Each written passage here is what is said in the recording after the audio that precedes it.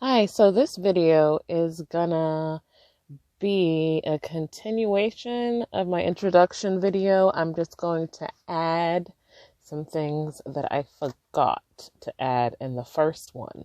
I wanted to split that one up into four parts and put these in somewhat of a better order. However, I'm having technical difficulties, so we're gonna do it like this. So, in the beginning part of the video, I talked about, religious background growing up, being raised Christian and going to church and Christian school. However, I wanted to add from about age 10, I moved in with these family members, but from age 11 till I say around 16, I was living with family members who were at that time, going through their own spiritual transitions and whatnot. So I was exposed from that age to Buddhism, what you call New Age, crystals, astrology, Asian astrology, um, runes, different types of divination tools. So all that stuff was around me, and it wasn't, it was kind of new to them because they were experiencing it for the first time. Definitely new to me, but, the spiritual movement now isn't new to me because I'd been exposed to these things from a young age. I talked about meditation, which basically pushed me along pretty fast in my journey. I don't have a meditation practice per se now. I go through phases where I'll meditate for a while, but meditation is definitely a good tool. And like I said before, it's not necessarily about how long you can meditate for. Just try to be more conscious of your breath. You can do moving meditations. It's not necessarily about just sitting there, sitting still. If you enjoy working out, walking, running, that can also be a form of meditation. It's just about quietening your mind so that your highest self can speak to you and you can hear it. You can hear beyond all the noise of the 3D.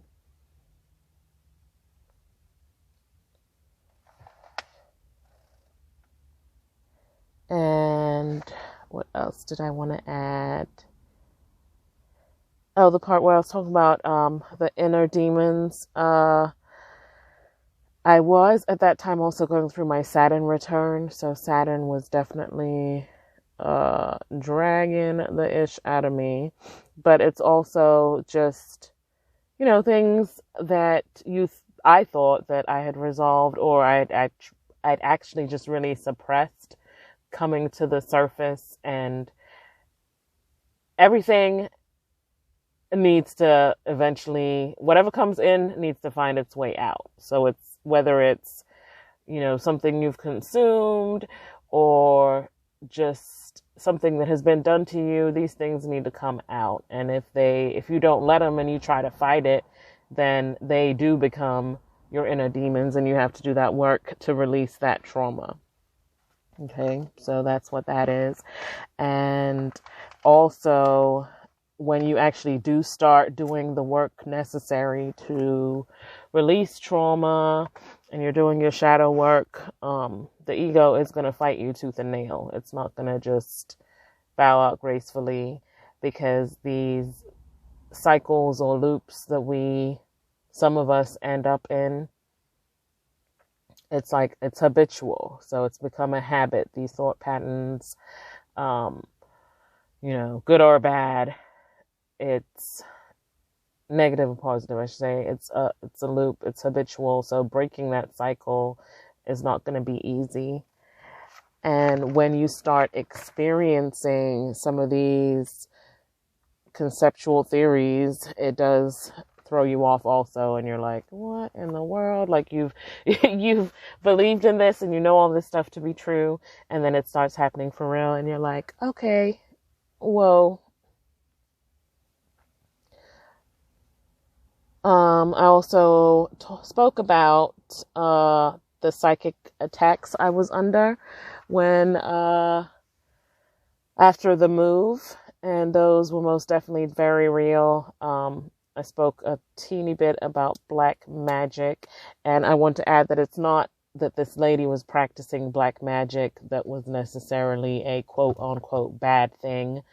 It was baneful magic. She was definitely doing things in order to psychically, physically, emotionally run me off and out of that situation. But that was also learning, a learning tool. It took me a little while to realize what was going on, but I definitely knew something was happening. I was all of a sudden just completely drained of my energy. I was having nightmares almost every single night. I was not sleeping much at all. I was having very scary paranormal experiences, which will be a whole other video. But once that person finally moved out, I found at least 60 plus books on all types of conjuring and baneful magic practicing. So that was, my suspicions were then confirmed, but I already kind of knew what was going on.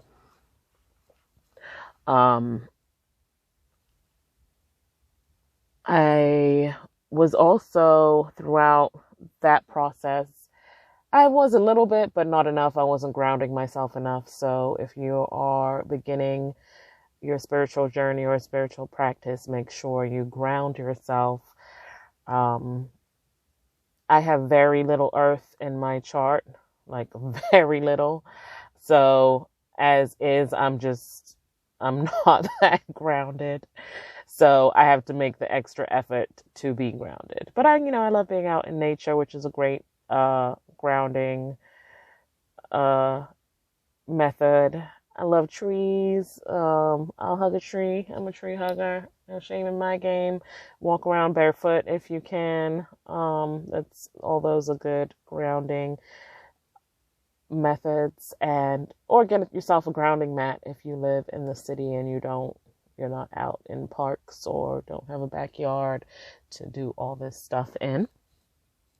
And I believe I mentioned it in the first one, but not to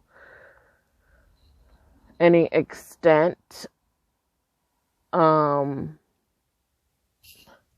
Definitely, if you feel there's a thin line between that spiritual awakening and having a full on some kind of mental crisis.